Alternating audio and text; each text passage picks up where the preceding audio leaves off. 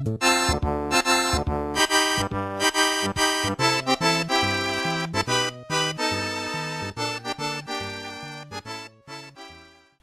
everyone and welcome back to Let's Play Super Mario World.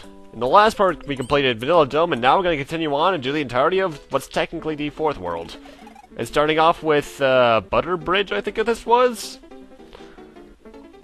This is, obviously, first off, it's an auto-scrolling level, and the big gimmick is with these little mushroom things. They act kind of like platforms in the original Super Mario Bros., where when you're on one, it goes down, and the opposite one goes up. It sounds easy, but it can actually be kind of tricky later on if you're not paying attention.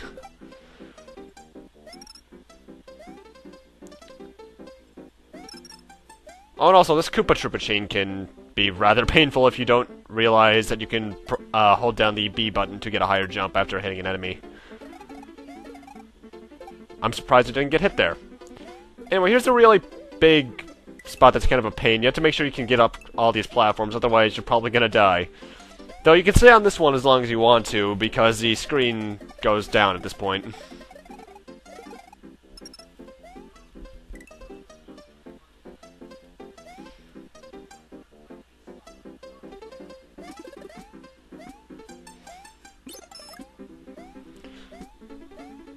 And this part actually has no real point. Although some of these blocks actually aren't the kind that you can just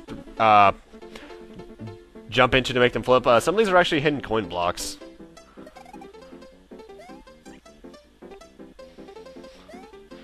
Also, these little wooden planks have real bad perspective fail on them, because they're supposed to be facing, obviously they're going for a bit of a 3D effect on them, but you end up walking on the middle of them, and it just looks kind of bad, but it's early Super Nintendo, I can forgive it to an extent.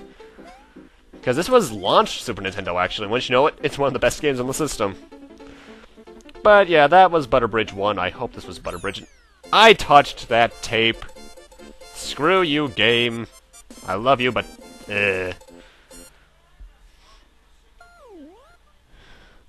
was it Butter? Yes, that was Butter Bridge. Now for Butter Bridge 2, which I off-screened the top secret area, as you can tell now.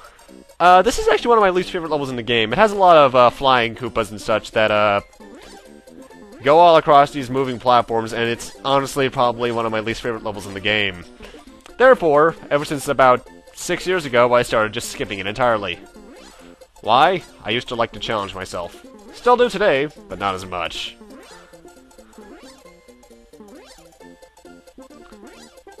In fact, I actually measured it. Going through this level normally takes about 4 times as long, because I actually did off-screen going through it to see what it was like, otherwise. Actually, probably not even 4 times. I think it was closer to 5 or 6, actually.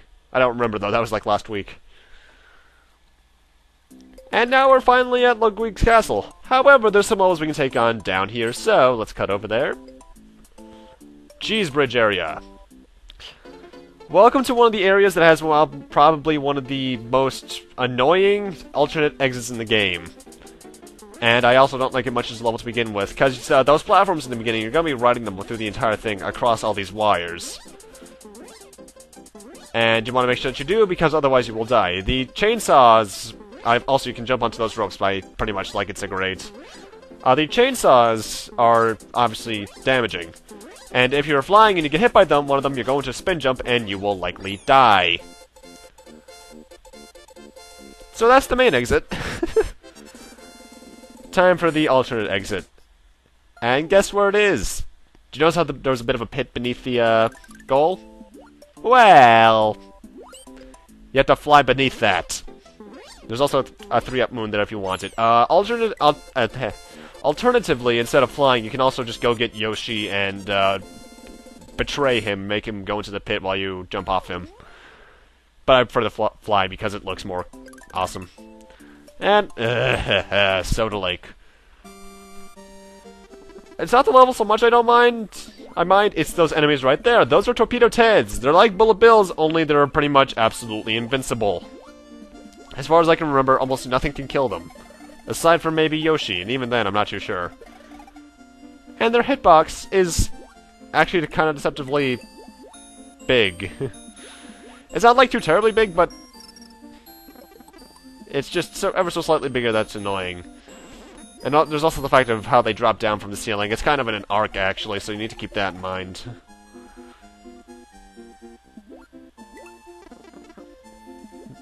I really just hate this level. There's at least, every time there's an underwater level or world, there's always one that sticks out in my mind as the worst.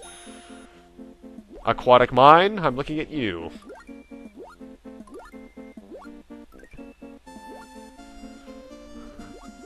Actually, I really do need to get back to the Sonic series, huh?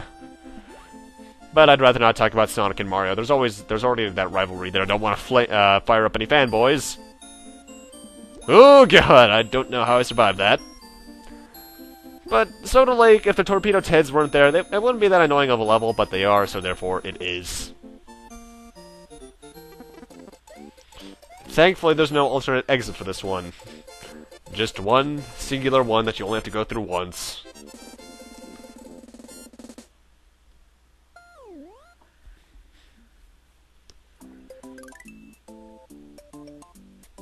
And this level leads to the third Star Road, which is the one on the top. Yeah, the top.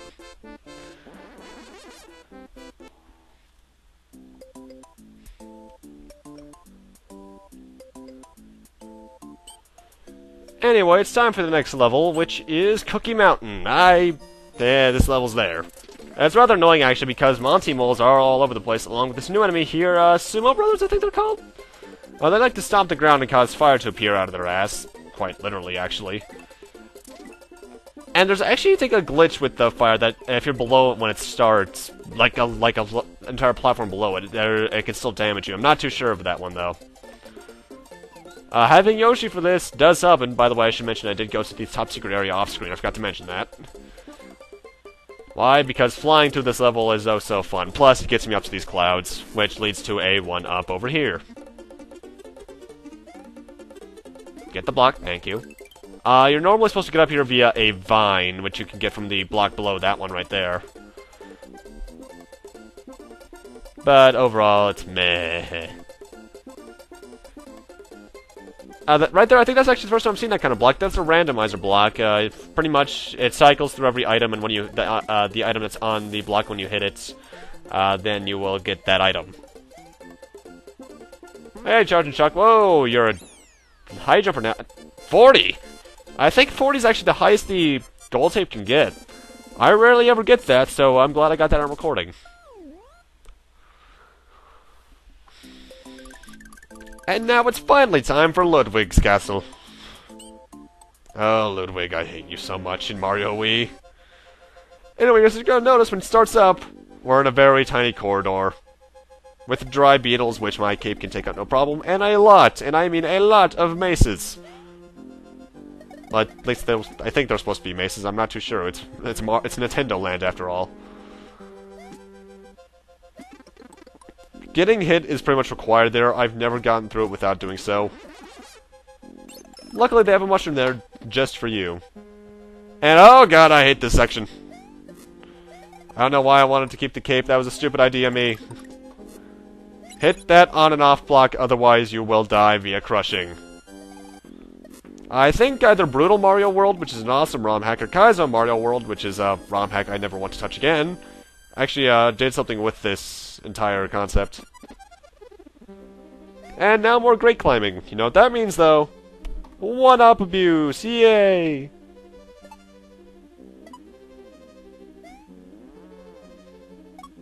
You know, I never really mentioned it before, but I really do love this, the castle theme. Especially the instrumentation in it. Then again, like I said, like, in part 1 or something, this entire game's soundtrack is just amazing. And from what I hear, the soundtrack was actually a Rush job, so that just makes it even awesomer.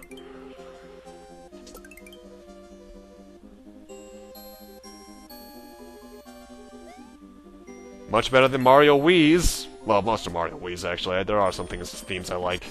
Anyway, Ludwig is a lot like, whoa, how did I not get hit there? I don't know how. Is a lot like, Morton, actually.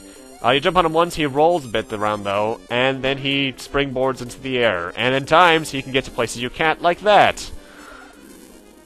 So I have to wait until he fires about 4 fireballs and starts rolling on his own. Try to keep him as far away from the borders as possible, obviously.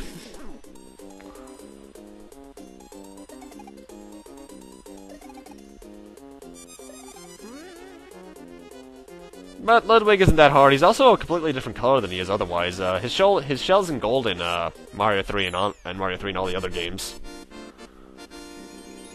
But his castle isn't that bad, although he has one of my favorite cutscenes in the game.